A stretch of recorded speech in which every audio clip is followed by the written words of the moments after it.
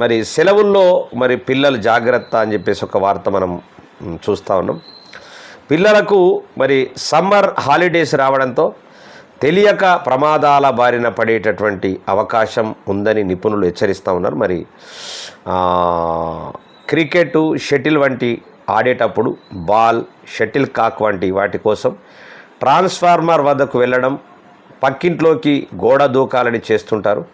మరి హయత్ నగర్లోని ఓ కాలనీలో వెంచర్లో మరి పిల్లలు ఇలా గోడలపై ఎక్కి నడుస్తుంటే మరి ప్రమాదం జరగకుండా ఉండేందుకు తల్లిదండ్రులు పిల్లలను ఒక కంట కనిపెట్టి జాగ్రత్త పడవలసిందిగా కూడా కోరుతారు. ఎందుకంటే ఆ పతంగీలు, కైట్స్ ఎగిరేయడం పట్ల కూడా చాలా ప్రమాదాలు జరుగుతూ ఉంటాయి.